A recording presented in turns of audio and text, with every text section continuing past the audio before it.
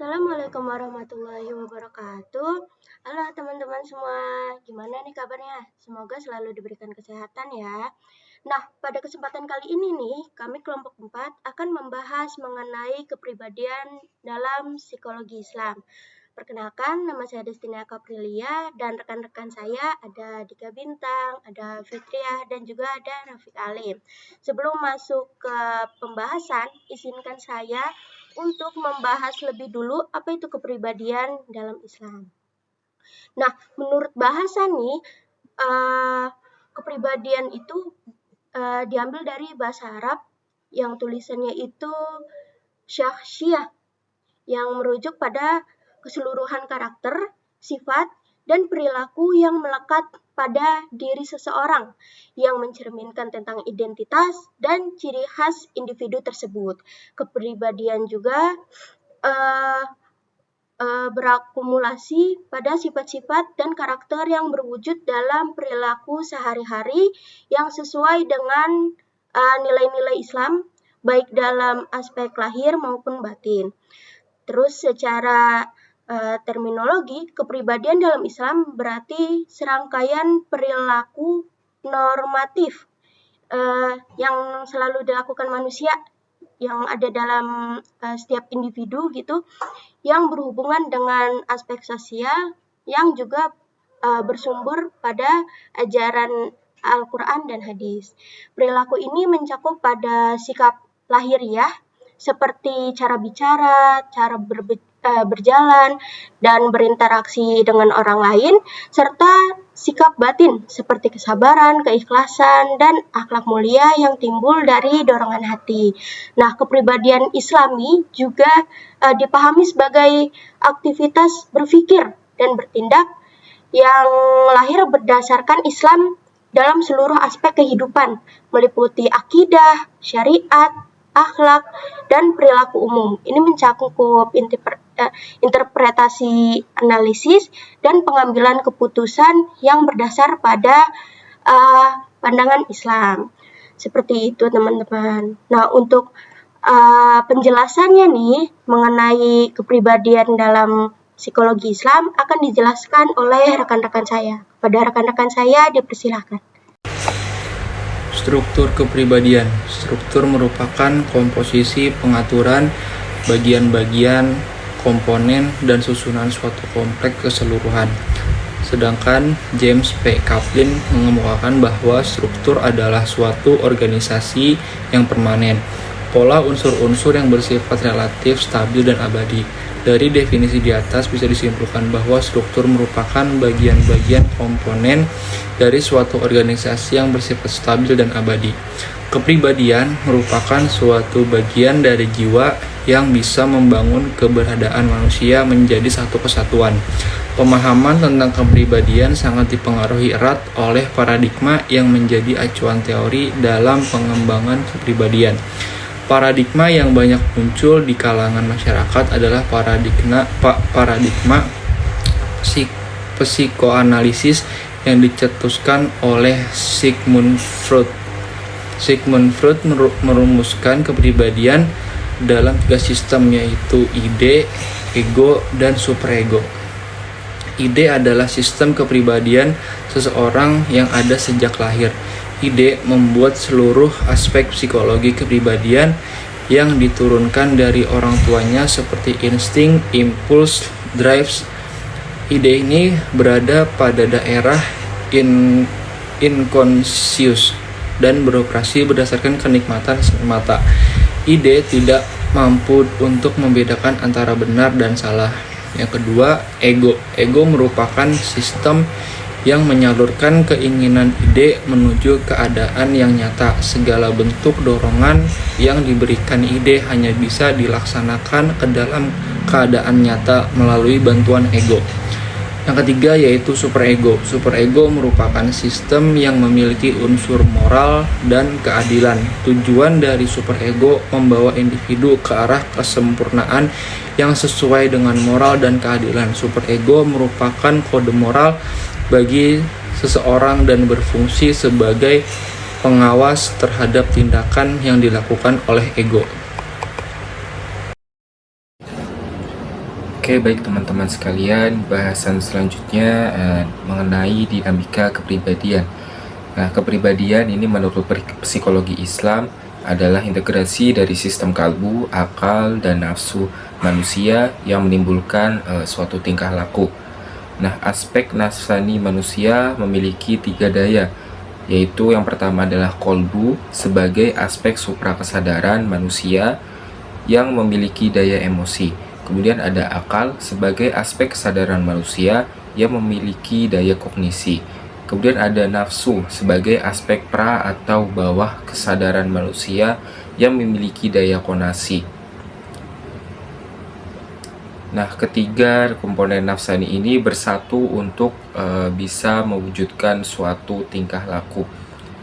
Nah, kepribadian itu merupakan integrasi dari daya-daya emosi, kognisi, dan juga konasi yang terwujud dalam tingkah laku luar seperti berjalan, berbicara, dan sebagainya, maupun tingkah laku dalam seperti pikiran, perasaan, dan sebagainya. Nah, dalam pandangan Islam, kepribadian ini terdiri dari 3 ya. Yang pertama itu kepribadian ammarah atau nafsal ammarah, kemudian kepribadian lawamah atau nafsal lawamah, dan kepribadian mutmainnah atau nafsal mutmainnah. Nah, yang pertama itu ada kepribadian ammarah. Kepribadian ammarah adalah kepribadian yang lebih cenderung mengacu pada dunia dan mengejar prinsip-prinsip yang bersifat kenikmatan semata. Kepribadian ammarah mendominasi perbuatan yang melibatkan hawa nafsu untuk melakukan perbuatan-perbuatan yang tidak baik dan dengan tingkah laku yang tercela.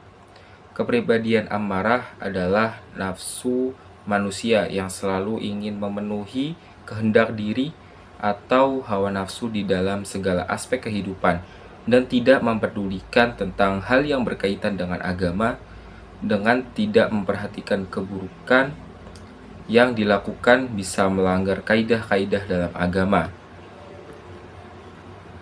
Manusia yang memiliki kepribadian seperti ini tidak hanya akan merusak sifat kemanusiaan dari dalam dirinya, tapi juga merusak orang lain.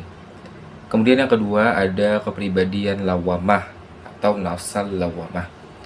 Nah, kepribadian lawamah ini merupakan suatu kepribadian yang telah mendapatkan cahaya kalbu. Lalu ia bangkit untuk memperbaiki keseimbangan antara dua hal. Kepribadian lawamah ini ketika manusia telah menjalankan perintah dari Allah dan melakukan kebaikan yang Allah tetapkan lalu berusaha untuk menjauhi larangan yang Allah beri.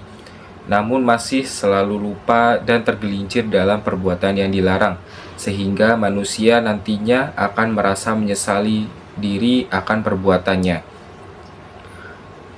Dalam upayanya itu kadang-kadang ada hasrat untuk melakukan perbuatan yang buruk yang disebabkan oleh watak gelapnya, namun kemudian diingatkan oleh cahaya ilahi atau nur ilahi, sehingga ia mencela perbuatannya dan setelahnya ia bertaubat dan beristighfar. Nah, hal itu dapat dipahami bahwa kepribadian lawamah ini berada dalam dua kepribadian, antara kepribadian amarah dan kepribadian mutmainnah. Kepribadian lawamah merupakan kepribadian yang dikendalikan oleh akal pikiran. Apabila sistem kendalinya berfungsi, maka akal mampu mencapai puncaknya seperti berpaham rasionalisme. Kemudian yang ketiga itu ada kepribadian mutmainnah atau nafsal mutmainnah.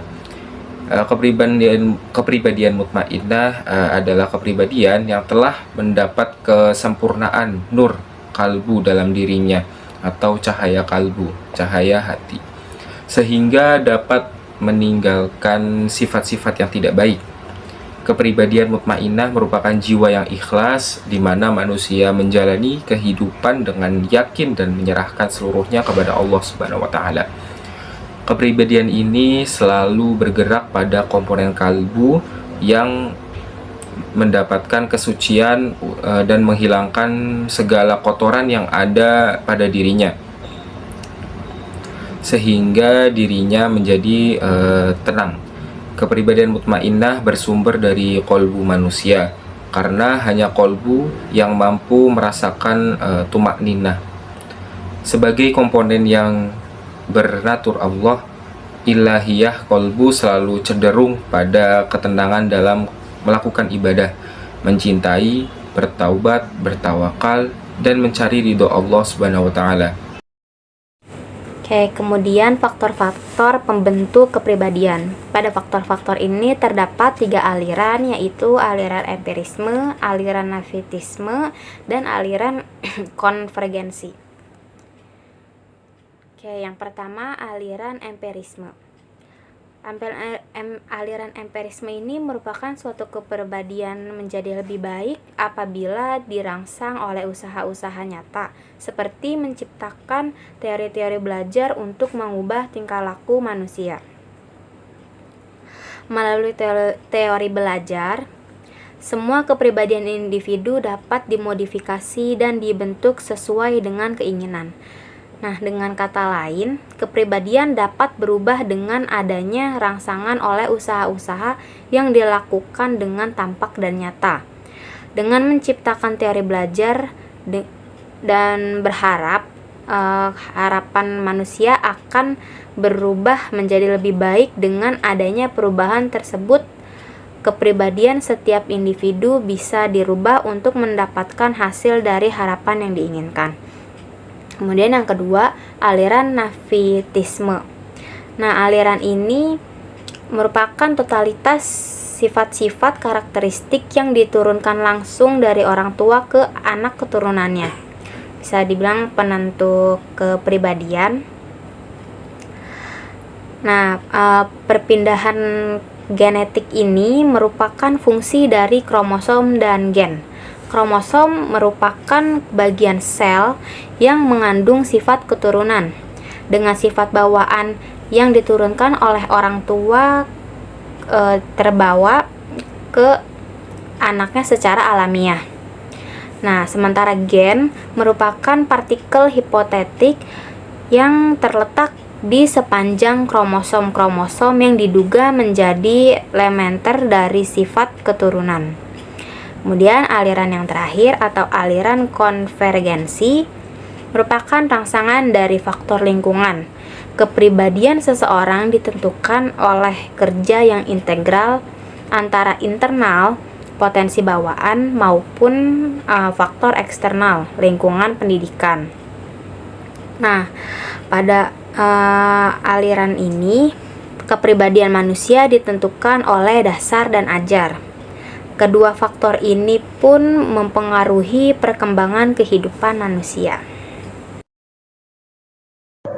Terima kasih kepada rekan-rekan saya yang sudah membantu saya nih menjelaskan tentang kepribadian dalam psikologi Islam. Nah, selanjutnya kita akan masuk ke dalam kesimpulan, dan menurut di materi ya, kesimpulan adalah kepribadian dalam Islam yang integrasinya itu antara kolbu, akal, dan nafsu yang membentuk suatu perilaku manusia yang akhirnya membentuk kepribadian yang tidak hanya dipengaruhi oleh faktor-faktor internal, tetapi juga dengan lingkungan, pengalaman, dan dipadukan antara keduanya. Nah, sekian dari kelompok kami. Kurang lebihnya mohon maaf. Semoga teman-teman bisa memahami materinya dengan baik ya. Bila ada pertanyaan bisa ditanyakan ke GCR. Baik, terima kasih. Wassalamualaikum warahmatullahi wabarakatuh.